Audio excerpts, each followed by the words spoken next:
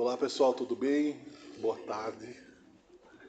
Pessoal que já me conhece, eu sou Miguel, né? E quem não me conhece, é um prazer, né? Tê-los aqui na nossa tribuna, no Harmonia e Luz, para falarmos de espiritismo, para falarmos, não é, de evolução, de progresso, né?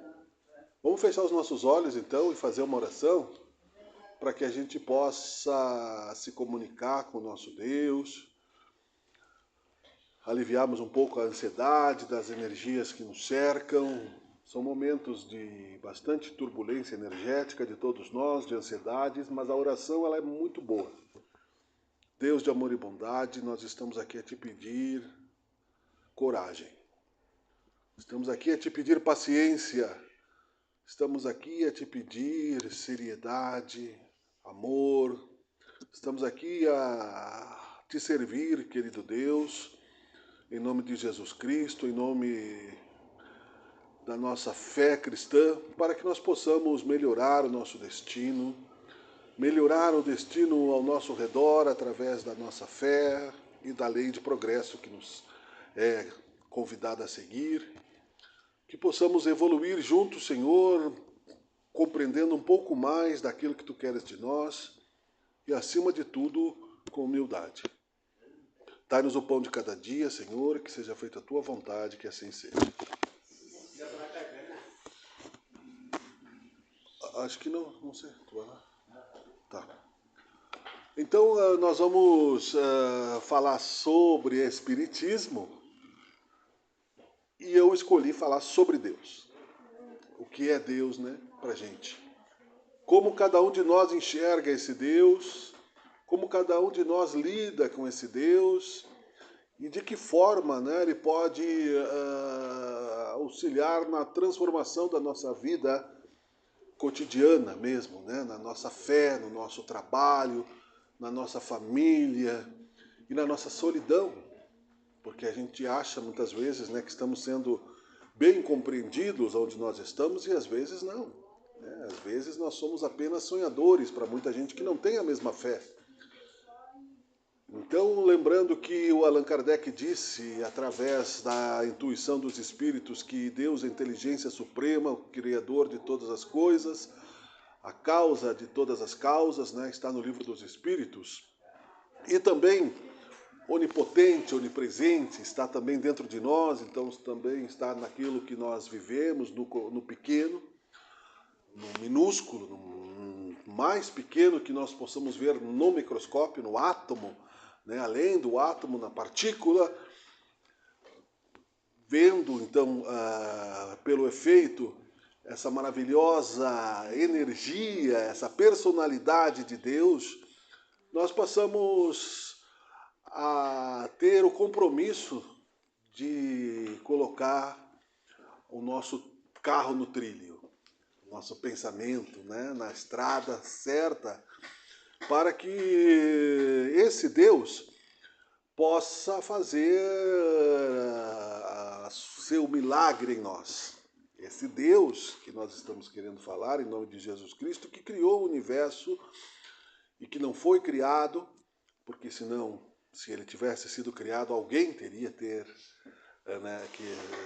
ter criado Deus, então este seria Deus, e esse é o raciocínio do Allan Kardec, né? Então qualquer raciocínio que se coloque acima de Deus, este seria o Deus. Então Deus que não foi criado, não tem começo nem fim, nos deu uma herança como Pai, que é a felicidade, através do processo da nossa transformação pelo tempo, pela imortalidade da alma. Nós sofremos a ansiedade justamente pela pressa que nós temos na expectativa de resultados que nós não conhecemos, como eles seriam nas nossas vidas. Né? Se eu ganhasse na loteria, o que seria isso, né, para uma pessoa que não tem a condição, talvez, de se manter num mundo como esse, de uma forma espiritualizada, diante, né, dos desafios e das tentações do materialismo.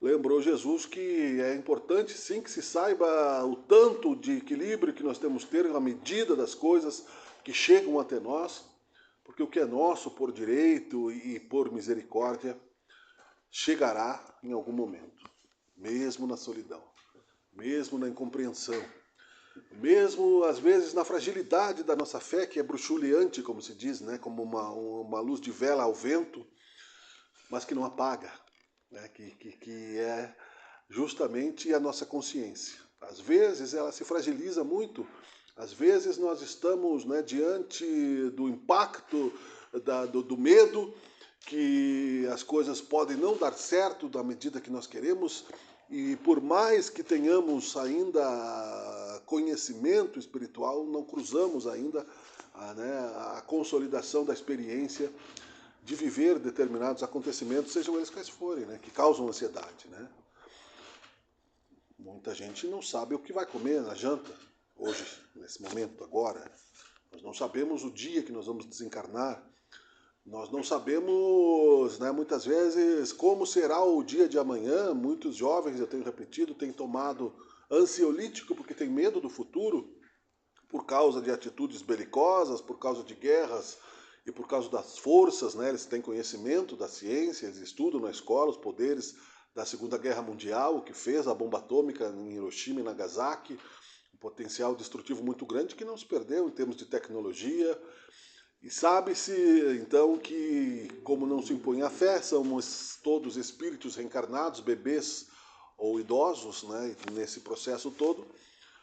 É um processo de confiança que nos levará a esperar o tempo certo de cada momento que temos que decidir, sem precipitação, sem, pelo menos, nos responsabilizarmos negativamente na lei de causa e efeito. Agirmos com prudência, agirmos, né, com mais amor que agimos ontem. Hoje somos melhores que ontem, hoje e amanhã seremos melhores que hoje. Porque essa é a lei, se estamos buscando este progresso. Isso tudo é uma narrativa, claro, que fácil de ser comentada diante, né, da quantidade de verbos existentes e de palavras e de condições, não é, de se decorar até mesmo, né, coisas, porque assim era também nos tempos de Jesus e antes de Jesus tinha já uma evolução intelectual. Muita gente era paga, inclusive, né, advogados e oradores para defender as pessoas sem nenhum compromisso com as palavras da verdade. Então, Jesus, sabendo disso, disse: busca a verdade, que a verdade te libertará. Não é só a palavra, né? O que torna viva a palavra é o exemplo, é a paciência. E aí, para muitos cristãos, foi necessário, né, o comprometimento da fé através daquela crueldade que os romanos fizeram ao jogá-los nas arenas com mães e filhos e parentes e fazendo coisas que se arrependeram, né, depois do tempo, né? Depois eu abro para você fazer a pergunta, tá bom? Assim que eles mediram, né, a verdade através da dor e viram que a vida continua na espiritualidade, a fé passou então a ter mais segurança, porque assim é, e assim já foi para aqueles espíritos mais difícil o resgate das energias de fazer o mal em algum momento e ter que pagar, né, pela dor. Pedagogicamente falando, pagar, porque Deus não cobra, né? Deus nos educa. Esse Deus que nós estamos falando não é o responsável pelo nosso sofrimento. Ele não criou para armadilhas, né, no nosso destino, para que nós caíssemos e depois ele ficasse ali, né, zombando das nossas dores, apontando o dedo e dizendo eu avisei, né? Esse é um Deus cruel, né? Essa é a imagem de um orgulhoso vingativo que quer ser o verdadeiro senhor da razão, como muitos acontecem, né, nesse mundo de disputas intelectuais e emocionais que a gente tem. O nosso Deus Criador, e eu quero, só para não perder o raciocínio, né, no sentido de que nós temos que buscar as parábolas do nosso mestre, eu ficava pensando o que diria nesse sentido, para entrarmos numa avenida de confiança ao nosso Deus, mesmo que o nosso coração esteja palpitando de ansiedade, por preocupação com o outro, por preocupação conosco mesmos. Orar e acalmar no momento da dor é igual ao que Jesus pediu aos apóstolos na tempestade. Então, o que significou aquela parábola, né? Estavam lá os apóstolos e Jesus no barco, uma tempestade muito grande, E o medo natural, né, da morte, do vento e dos furacões era simbólico. E Jesus disse: tendes fé, né? Tendes fé, né? Porque ainda pediu que os ventos parassem e conversou com os apóstolos no sentido de que acalmassem as tempestades através da confiança no Deus Criador. Aquilo não é um exemplo que nós tenhamos que esperar para colocar em prática o dia que andarmos num barco, não é? Mas sim para que nós possamos entender que a nossa vida balança como tempestades às vezes, e nós somos os apóstolos com medo. Nós dormimos, né, sem fé, sabendo, né, que Deus existe, sabendo que, como Pedro andou sobre as águas, né, como Jesus andou sobre as águas, que nós podemos, com sabedoria, nos equilibrarmos diante da tempestade do mundo, porque não está tudo sob o nosso comando, né? Nós não sabemos exatamente, né, o que vai acontecer com o planeta, nós temos um livre-arbítrio pequeno, limitado na nossa rotina, e é ali que tem que ser mesmo, porque é assim que tem que ser. Nós não podemos botar uma criança para dirigir um helicóptero, né? É justo que cada um faça o papel na sociedade de acordo com as suas especialidades, porque senão vira um caos. Então, dentro dessa ideia, o planeta passando do mundo de provas e expiações para um mundo de calma e misericórdia, aonde Jesus disse que bem-aventurados os mansos e misericordiosos, porque herdarão a terra. E Jesus disse que os apóstolos tinham pouca fé naqueles momentos, vendo os milagres de Jesus ainda, eles tinham essas vacilações, então não quer dizer que nós tenhamos que nem mesmo nos comparar ao menos sábio dos discípulos de Jesus, porque nós nunca vimos um milagre a não ser a nossa própria vida, que já é um milagre, né? Acordar, levantar, pensar é um milagre de Deus, que a gente não compreende a causa, então é um milagre. A ciência vai entendendo à medida que as coisas vão acontecendo. Veremos que também, nesse sentido, nós poderemos acalmar a nossa própria consciência, sabendo que o Deus que criou o universo e galáxias e criou milhares de criaturas não abandona, né, nem mesmo um átomo. Como disse o próprio Jesus, que não cai um fio de cabelo, né, sem que não esteja contado por Deus, né, que sabe exatamente, perfeitamente todas as coisas que acontecem, mas não fica interferindo a cada movimento da gente, senão nós não seríamos livres. E essa liberdade ela diminui ou aumenta de acordo com as nossas ações, de acordo com a nossa vontade de ter aquela necessidade de andar sobre as águas como Pedro, para termos a certeza de que este comando está seguro, que este comando, que esta confiança e que este sistema é realmente perfeito, que Deus, né, está dentro de nós, que comanda tudo. Então essa fé, esta racionalidade, esse raciocínio que nós podemos exercitar ao longo das tempestades da vida, usando esta metáfora das tempestades, é justamente para que tenhamos paciência. Nós vamos chegar a portos seguros, a vida não é só sofrimento, a vida não é só dor, a vida não é só espinho. O Espiritismo traz isso numa amplitude de noção de tempo, né? As nuvens, depois da tempestade, vem a bonança, aquela história que se popularizou, que às vezes não é numa única encarnação que nós vamos conseguir todas as nossas possibilidades de progresso calculadas para nós como espíritos imortais que somos. Que nós andaremos passo a passo, à medida das nossas condições, não se dá um fardo mais pesado do que os nossos ombros possam carregar, tendo, então, atrativos de evolução e de progresso, através de problemas, através de questões, né, matemáticas do dia a dia, que nos levam, justamente pela necessidade da reencarnação, a desenvolvermos tanto a inteligência quanto o amor. Então, Deus é bom, criou a perfeição. Estamos na tempestade da transição planetária e sabíamos que esse dia ia chegar, como aqueles trabalhadores da última hora, porque deixamos, né, a nossa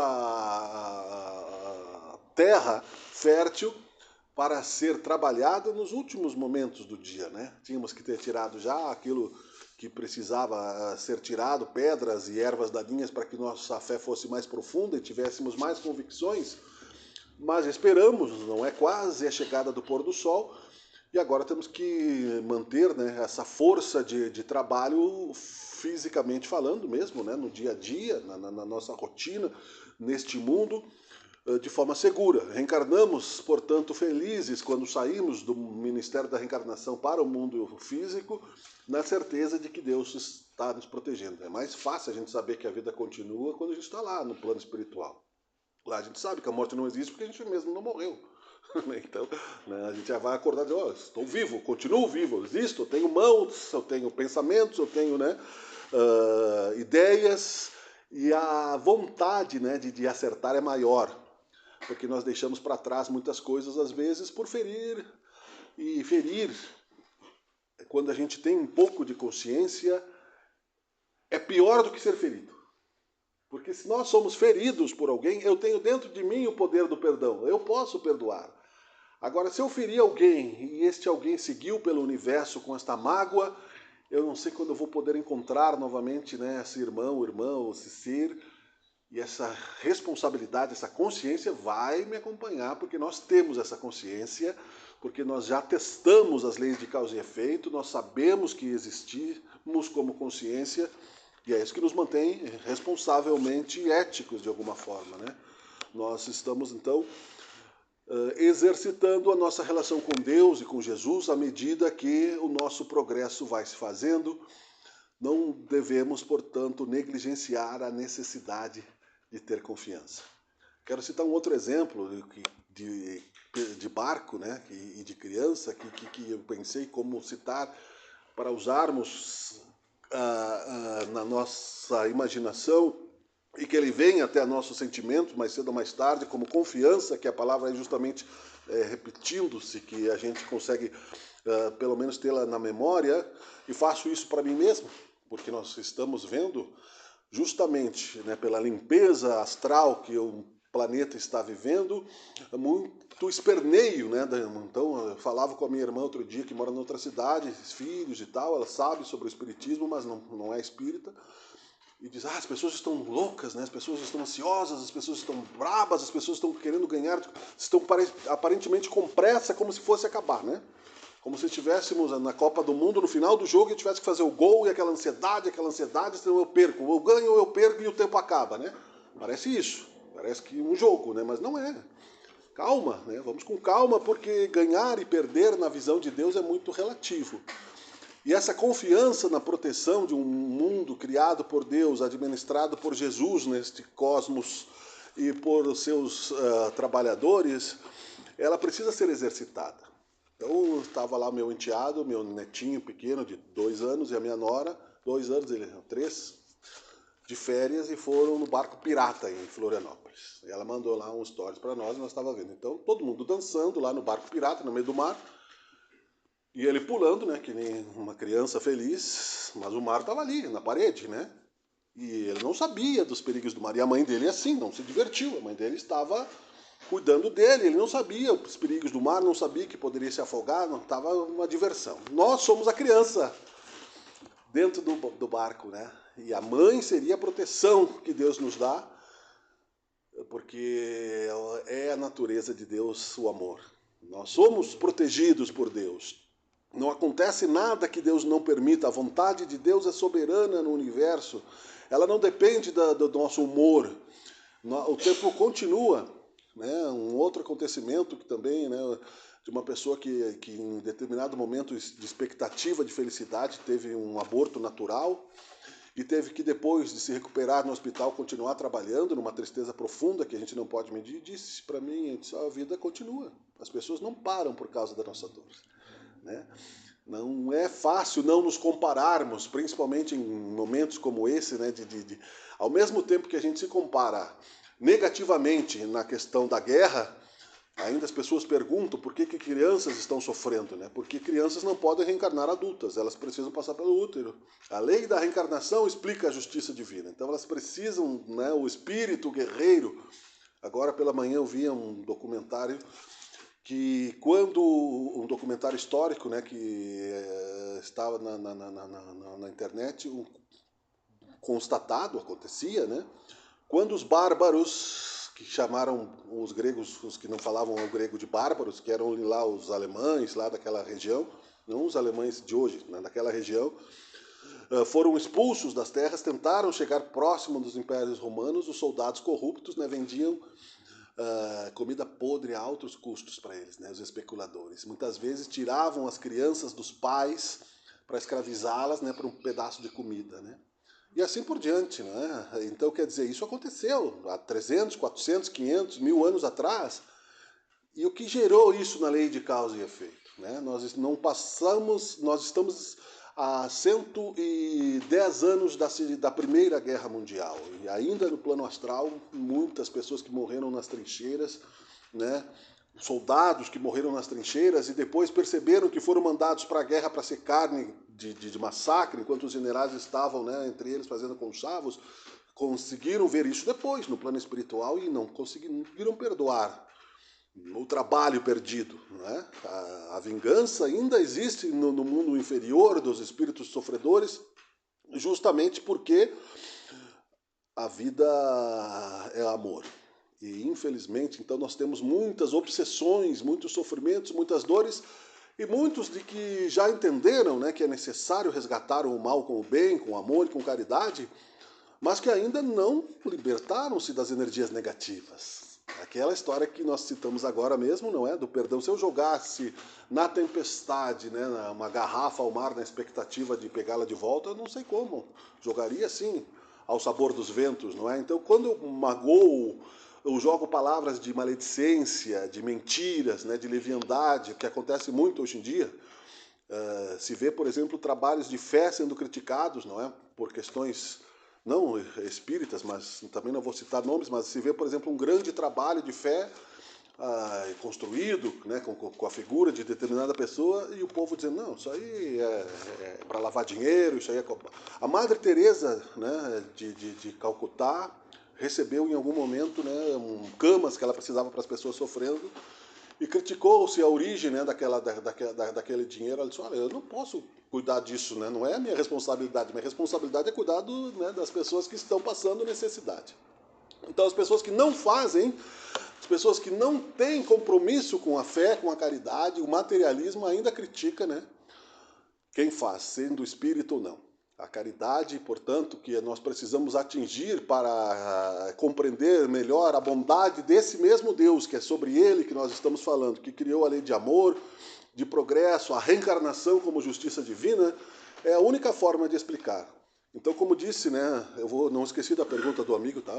Não esqueça você também, depois assim que chegar no final, que já abram um espaço, no sentido de que é o mesmo Deus que nós vemos e que permite que a criança que seja bombardeada, ou que um pai seja obrigado para não morrer de fome, entregar, e ele próprio não morrer, e talvez por egoísmo, talvez ele tivesse que morrer para não entregar o filho ou filha aos romanos, um benefício, né, não sabe-se de quê, talvez com muito ódio ainda, sofrendo, reencarnando, vida após vida, e resgatando, né, pela lei de causa e efeito. Quem com ferro fere, com ferro será ferido, não é? A semeadura é livre, mas a colheita é obrigatória.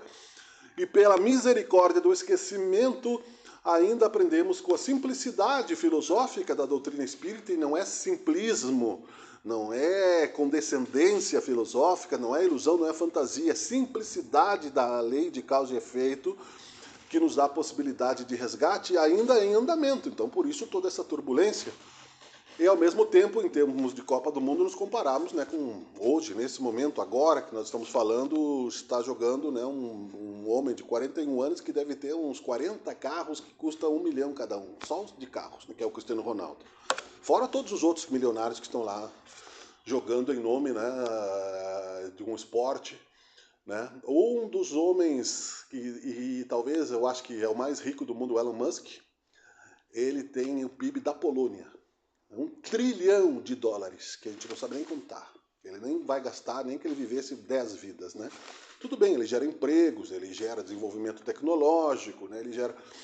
Mas isso tudo já está baseado numa ganância, numa distorção, porque não vai levar nem um centavo e pode reencarnar como um mendigo. Né? E essa é uma realidade, né, que nós não sabemos, tomara que não, né? Vamos torcer para que ele faça o bem. Mas a gente sabe que ele poderia muito bem usar parte desse trilhão, né, para ajudar outros desenvolvimentos. E não sabe como se fez essa fortuna se não foi com cobaias humanas vivas e assim por diante. Porque não nasce dinheiro em árvore, né? Nasce de especulações. Então essa diferença de um mundo de provas e expiações ainda marcado pela dor e pelo sofrimento, quando a criança reencarna como espírito sofredor e consegue viver só um segundo, muitas vezes, é fruto da nossa maldade. Que depois, né, da separação do joio do trigo, a terra será dos mansos e misericordiosos, e não dos violentos, como os romanos e outros tantos que a gente tem visto no mundo atual. Vamos falar dos romanos que estão no passado para não ferir sensibilidades políticas, né? Deus sabe o que está acontecendo, não tenhamos medo disso. Então ele sabe o que está acontecendo dentro de nós. Se nós rezamos, se nós pensamos, se nós falamos com ele, com fé, com amor, a resposta virá. O senhor quer fazer a pergunta? Eu te peço perdão agora nesse momento. A minha pergunta vai fugir totalmente do contexto da tua palavra. Tá bom. Então fica para a próxima, tá? Fica para a próxima. Tá legal. Então a gente, para concluir, precisa exercitar isso no dia após dia. Né? Nós precisamos entender que não é o Espiritismo a salvação da humanidade, mas o Espiritismo traz uma porta, né, de esperança, né, como Silvio Santos, né, portas da esperança, mas não é material, não é uma bicicleta, né, não é uma grana, né, que se vem bem, né, afinal de contas, né, todos precisamos ganhar o pão de cada dia com o suor do próprio rosto, mas nos dá certeza que não existe efeito sem causa.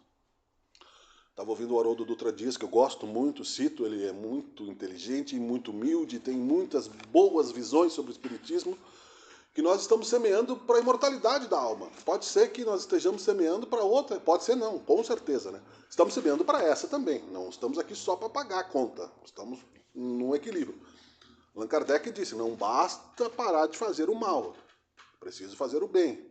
Não basta fazer o bem por um lado e fazer o mal por um outro. Não existe equilíbrio. Não posso fazer o bem, não posso fazer o mal conscientemente, que ainda é pior isso, né? Porque nós sabemos dessa contabilidade. Então, eu faço o mal, depois eu vou lá, eu peço perdão, pago através de uma penitência, de uma caridade. Isso é primitivo, de uma caridade, né? E aí eu me equilibro na lei de causa e efeito. Não é assim. Nós temos que deixar de exercitar o mal que há em nós. E cada um sabe o mal que está, né? Ninguém pode julgar o que é o mal do outro. Nem Jesus fez isso. O que me faz mal para o outro, né? Me faz mal e faz mal para o outro. E fazer o bem através de uma paciência e de uma persistência que não tem medida. Não sabemos quanto tempo vamos estar neste momento. Nós não sabemos quanto será a nossa próxima reunião no plano espiritual. Desencarnados, que alguém um dia vai chegar para nós e vai dizer, olha, você desencarnou. Talvez a gente não saiba, né? Talvez a gente acorde para escovar os dentes, ir para o trabalho, levar os filhos para a escola e dizer, olha, você não está. E a pessoa não responda, né? Ué, né? Atravessa a parede, quer dizer, aí vamos se ligar e que a gente partiu de dimensão. Alguém vai nos resgatar, vamos estar numa sala e aí como vai ser a nossa vida? A nossa confiança, a nossa memória daquilo que nós fizemos com o conhecimento que tivemos oportunidade de exercitar através da simplicidade do Espiritismo. E, como diz o próprio Evangelho, né, se a gente não conseguiu sofrer resignadamente, se a gente não conseguiu fazer tudo o que tinha que fazer, recomeçar. É uma das principais leis de progresso. Recomeçar e recomeçar e recomeçar e recomeçar. Não quero citar injustamente, né, o Cristiano Ronaldo como um desmerecedor do que ele fez. O recomeço, a vitória que ele tem é que enquanto o pessoal parava, ele ia lá treinar. Né? Então, materialmente, ele venceu, não roubou nada de ninguém. Né? Tomara que ele consiga ter, né, uma liberdade, eu acho que provavelmente ajude muita gente. E assim por diante. Não é a condenação da riqueza que nós estamos falando, mas é a má distribuição que ela ainda faz parte de um processo de materialismo que nos levou a uma derrota, justamente porque as religiões faliram nessa questão. Nós achamos que o que nós damos vai nos fazer falta, e o que nós damos é o que nos liberta pela lei, né? Que nós precisaremos ter mais cedo ou mais tarde de desapego. Né? Chave da minha casa que está aqui no meu bolso, né? Eu me lembro que quando meu pai, em 2000 13, desencarnou. Quando ele foi para o hospital, ele me deu a chave do carro dele, ele deu o óculos dele. Não sabia que ia desencarnar. Me deu a carteira e disse, ó, tem que botar gasolina ainda, né? Não pegou de volta, né? A carteira de motorista dele tá comigo lá, né? Mas ele tá bem, eu sonho com ele seguidamente. Teve os momentos de desencarne que todo mundo sofreu. E sentimos a presença daqueles que amamos, sempre, não importa o ponto do universo. E essa é uma bênção maravilhosa que simplifica a nossa fé, torna essa fé raciocinada e segura de que nós vamos sim, mais cedo ou mais tarde, equilibrarmos essa paz e remarmos melhor, né? Acordar do fundo do barco, acordar Jesus do fundo do barco e remar junto com ele, né?